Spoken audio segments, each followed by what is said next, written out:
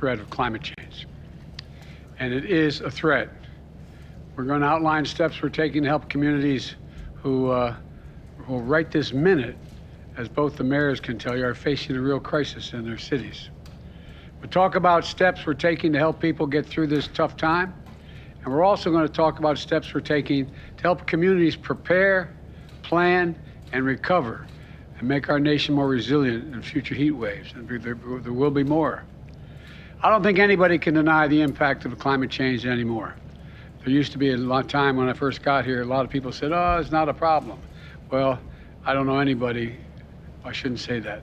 I don't know anybody who honestly believes climate change is not a serious problem. Just take a look at the historic floods in Vermont and California earlier this year.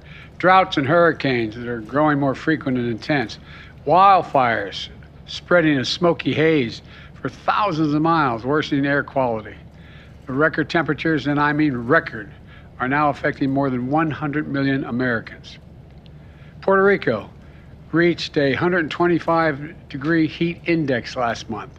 San Antonio hit an all-time heat index high of 117 last month. Phoenix has been over 110 degrees for 27 straight days. And with El Nino and the short-term warming of the ocean that exacerbates the effects of climate change, making forecasts even hotter in the coming months. Ocean temperatures near Miami are like stepping in a hot tub. They just topped 100 degrees, 100 degrees, and they're hitting record highs around the world. And that's more like, as I said, jumping in a hot tub than jumping in an ocean to ride a wave.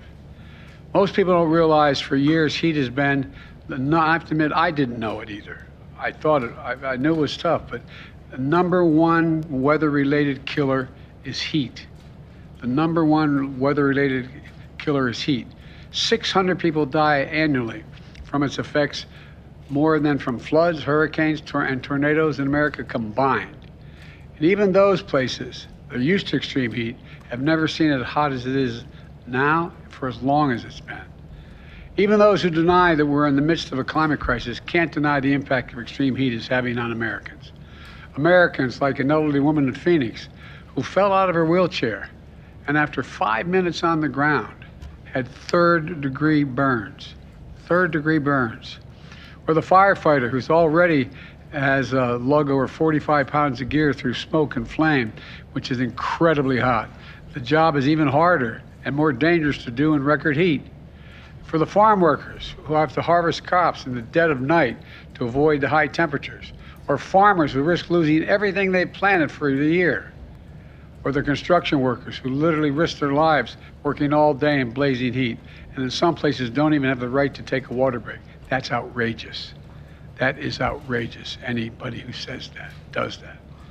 Folks, we really want to pretend these things are normal?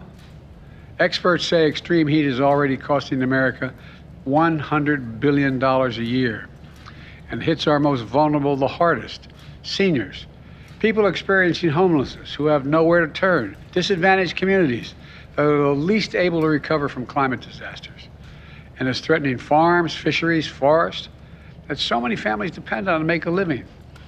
But none of this is inevitable. From day one of my administration, we've taken unprecedented action to combat the climate crisis that's causing this. We're using a law I got passed the first day in office, first month in office, called the American Rescue Plan, to help states and cities promote energy efficiency, reduce flooding, and open cooling centers. We're delivering over $20 billion from the bipartisan infrastructure law to upgrade the electric grid to withstand stronger storms and heat waves so we don't cause more fires. Look, last year I signed the Inflation Reduction Act, the most significant climate investment ever anywhere in the world.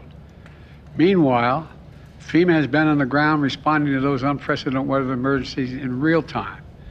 And I've traveled an awful lot in that helicopter with you all across the country. And to see the devastation that occurs, the kind of wildfires and drought and the like. We've launched a place you can go, heat.gov. Go online, heat.gov, to share life-saving information that you may need to know about. Last year, my Department of Labor created the first ever national program to protect workers from heat stress. Since then, we've conducted 2,600 heat-related inspections at workplaces nationwide to protect the health and safety of the workers on the job, so they're being taken care of. Today, I'm announcing additional steps to help states and cities deal with the consequences of extreme heat. First, I've asked Acting Labor Secretary Julie Su to issue a heat hazard alert. It clarifies that workers have federal heat-related protections. We should be protecting workers from hazardous conditions, and we will. And those states where they do not, I'm going to be calling them out, where they refuse to protect these workers in this awful heat. Second, the Acting Secretary of Labor will work with her team to intensify enforcement, increasing inspections in high-risk industries like construction and agriculture. This work builds on the national standard the Labor Department is already developing for workforce and workplace heat safety rules. Meanwhile, the U.S. Forest Service will award more than $1 billion in grants to help cities and towns plant trees that in the long term will help repel the heat and expand access to green spaces so families have a place to go to cool off and to bring down the temperature in cities. The Department of Housing and Urban Development is providing billions to communities to make buildings more efficient and to make them more heat resistant, opening cooling centers for residential areas and in the cities that the communities can go to be safe. The Department of Interior is using infrastructure funding to expand water storage capacity in the western states to deal with the impacts of future droughts that are made all this more extreme heat more consequential. The National Oceanic and Atmospheric Administration is launching a new partnership with universities and impact communities to improve the nation's weather forecast and its accuracy, so Americans everywhere can be better prepared and they can better predict what the heat is going to be in that community with the weather.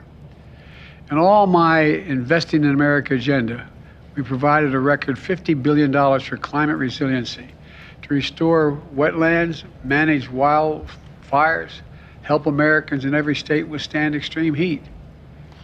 But our MAGA extremists in Congress are trying to undo all this progress.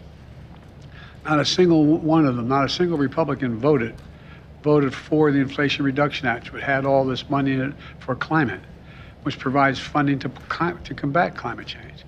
And now many of them are trying to repeal those provisions. We're not going to let that happen. Part of the reason we're here today is to get word out so state and local governments know these resources are available and uses them. We want the American people to know help is here, and we're going to make it available to anyone who needs it. Follow guidance from the local leaders and public safety officials when you hear it in your cities and towns and states. Stay indoors if you're vulnerable. Be careful on hot pavement. Know the signs of heat stroke like headache, nausea, dizziness. And always have water with you. That sounds silly, but always have a bottle of water with you when you're outside. Check on loved ones and neighbors who may not have air conditioning and check on them on a regular basis. Or go to the mall or community centers or movie theaters or libraries where there's air conditioning when you don't have that air conditioning at home. Take advantage of local cooling centers. Hundreds are being built. They're there for everyone and they save lives. It matters. Now I'm going to turn it over to the mayor of Phoenix, who's on the front lines of dealing with extreme heat. And fire away, Mayor. We're anxious to hear what you have to say. Thank you so much, President Biden. Thank you for convening us today to talk about something near and dear to my heart and on so many of our minds, extreme heat. We really appreciate your leadership on climate change with legislation such as the Inflation Reduction Act that will be the most important in a generation. Phoenix is known for heat. We are often called the Valley of the Sun. We have relentless summer heat followed by beautiful months of weather. But right now, this summer has really been unprecedented, and you've spoken about some of the challenges we have faced here in Phoenix. It's taking a real toll on our community. We feel like we are very much on the front lines of climate change. I've tried to make it, man, you can feel it outside today. I've tried to make it my mission to adapt to this trend, to stay ever innovative and ensure we aren't falling behind on heat resilience. We're working to out-innovate climate change, but we need to work together to make sure all of us are on deck to address it. We need a whole of government approach. Phoenix is the first in the nation to have a permanent publicly funded heat office. They love the data that NOAA and your federal government is putting out to help us. Our emergency personnel and heat-ready volunteers are working diligently to keep residents safe through targeted outreach on heat safety, park trail closures, and timely responses to help our most vulnerable. The heat is a challenge for folks who don't have access to adequate AC or who are outdoors most of the day. So a large part of our efforts is getting residents inside as much as possible. We do it in a variety of ways through cooling centers located across the county, mobile cooling units, respite centers, and encouraging hydration at one of our many water stations. We also recognize that many families need assistance to make their air conditioners more effective or need federal aid with their energy bills, and federal dollars have just been crucial in supporting families' abilities to make their homes safer and more comfortable. The Department of Energy's Weatherization Assistance Program makes homes more energy efficient, lowering energy bills for the long haul, reducing overload on the grid, and making homes more comfortable in intense heat. Paired with the incredible incentives in the Inflation Reduction Act for residential solar, this could make an enormous impact for families. And Mayor Nuremberg, who's joining us, has been a real leader and a model for mayors in how to communicate all the good things that are in the IRA to our residents. The HHS Low Income Household Energy Assistance Program, LIHEAP, has been crucial for low-income families to help with energy bills. Even when the heat is over, many of our families may see their largest ever energy bill in their mailboxes. And we're among the many warm weather communities asking for balanced consideration of how these formulas are structured. Expanding these solutions would have immediate impact for families. We are also using ARPA dollars to address heat, and we are looking forward to applying for the funding for trees, which could really go a long way in making our communities more comfortable, that you have secured in the Inflation Reduction Act. We deal with this heat on an annual basis, so we've been focused on preparedness from day one and really trying to prepare for what is, for us, a long-term emergency. You mentioned that how many lives are lost to heat, and that's a real focus for us. We would love it if Congress would give you the ability to declare heat a disaster. We think that could really save additional aid, and that would even more multiply the impact of the FEMA hazard mitigation assistance and the building resilient infrastructure, the BRIC programs, which are a good start to building long-term solutions such as energy redundancy for cooling centers. So we feel like there are a lot of great tools, and I appreciate you helping communities across the country just make sure they're aware of the great ways the federal government is partnering. We're looking forward to working with you to become even more effective. Thank you. Okay, thank you very much. Look, you've established the Office of Heat Response and Mitigation. And sometimes I think those of us in government who do this all the time, we think everybody knows what all these titles and all these acronyms mean. But can you share some examples of the work and the outreach that you're doing in the community to try to let people know what's available and how you can help? I mean, what kinds of things? Because I find that's a difficult thing to do sometimes. Absolutely. We're getting better every year, and we learn every year. We are trying to get out and share maps of where all the cooling centers are to deliver cooling kits. You mentioned checking on loved ones. We have a formal program called Cool Collars at the City of Phoenix, where you can register your family members, or if you know you might need a check during the heat of the summer. And we would love for more people to sign up to be checked on. The volunteers have been amazing. We've had thousands of engagement, and just having that permanent office has given us a place for people to go, both with ideas and when they want to volunteer. And we've been able to use some of your federal programs, including trying to find new ways to build housing indoors so that our construction workers are safer. So we appreciate the partnership. It's made our heat office more effective. Well, it's not going to alleviate heat problem right now. But we also have a number of programs to do everything from allow people to have the ability to get help to literally paint their roofs white, to change their windows and doors and get tax credits for doing it, so air conditioning doesn't escape.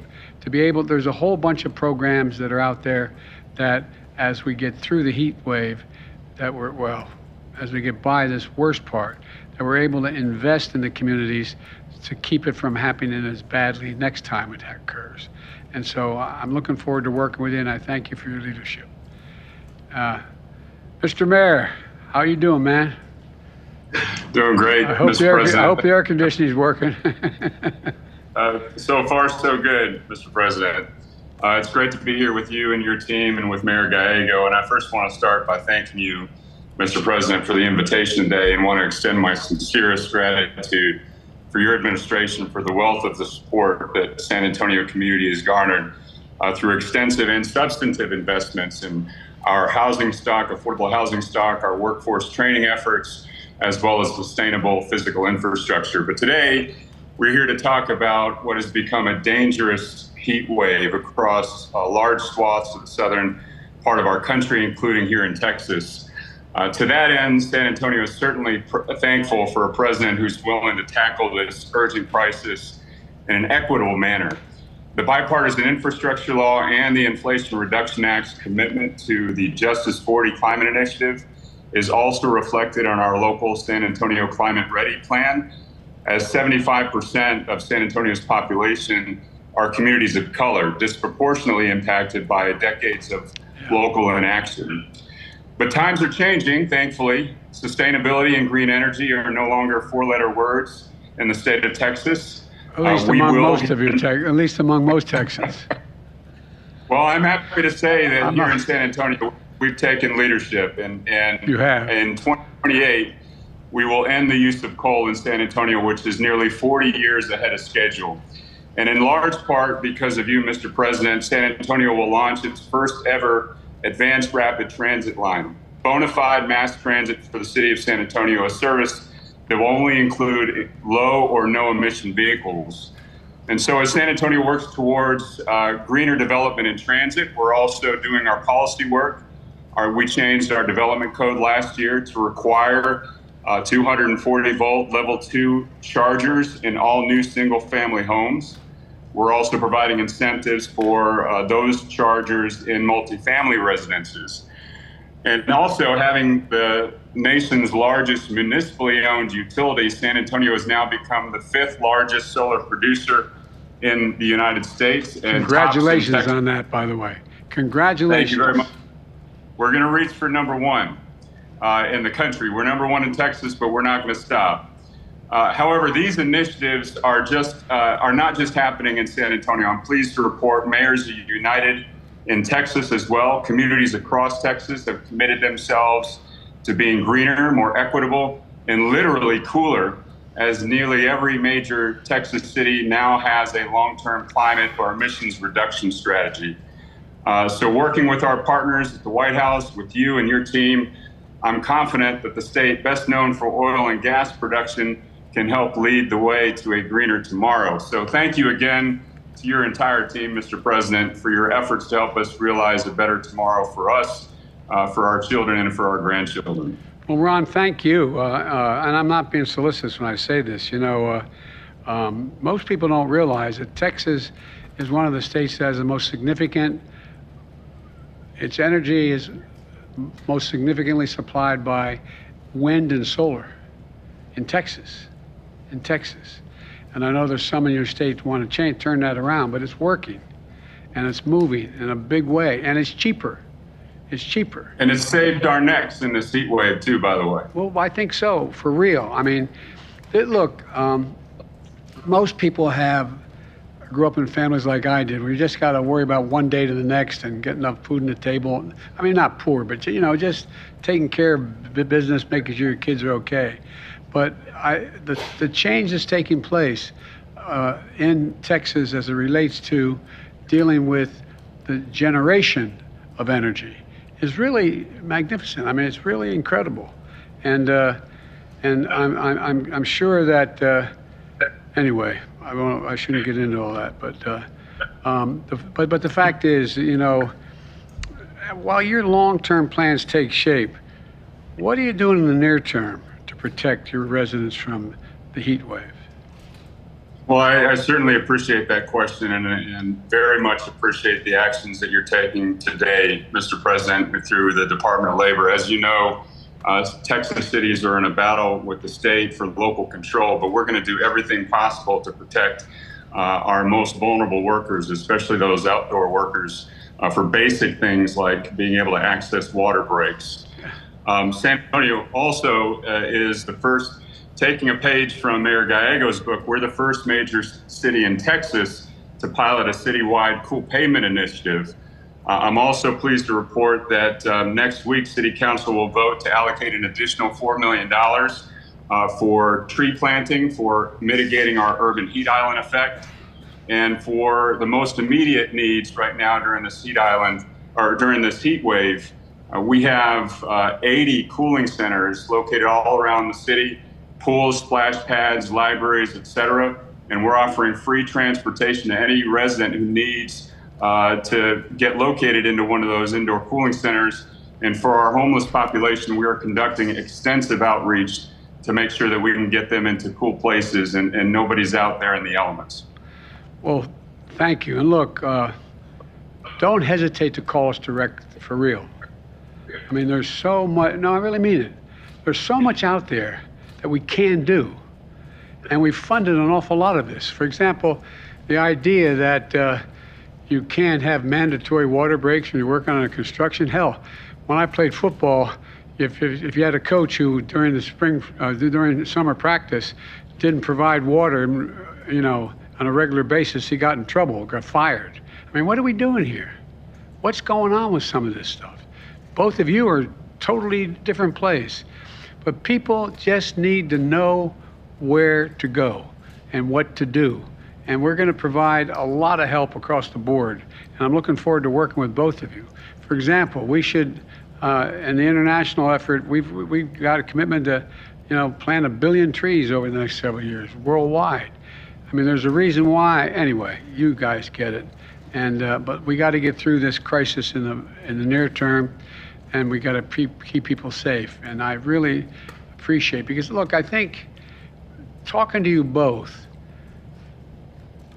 people make judgments about whether you have a heart or not, whether you really are, whether it's just rote, you're telling them, or you care. I mean this sincerely. You guys know this. Well, you both care, and it comes across. And so people are more inclined to say, okay, I'll take a chance on maybe going to that center, or maybe I'll take a chance on doing A, B, C, or D. People are reluctant. And what you're both doing substantively, what we're going to be able to help you do more substantively, but what you're doing and the way you're doing it, I really admire you for doing it. I really mean it. So thank you, thank you, thank you. Appreciate it. And I want to thank my team for the work they're doing too to combat extreme heat and other historic weather emergencies that we're seeing all across the country. We are making progress. But as we heard today, we have a lot more work to do. I look forward to working with not just these two wonderful mayors, but officials all across on the front lines and local officials. Local officials are where the rubber meets the road, no pun intended. It really matters. We're committed to getting you what you need to keep your community safe, because no one knows what you need more for your communities than you guys. And so thank you, thank you, thank you. And I mean it. Don't hesitate to contact any department standing behind me. We have some of the funds. We're working. We're going to get more, and I think we can make a difference. So thank you both. And as my mother would say, God love you. Thanks. See you all. Mr. President.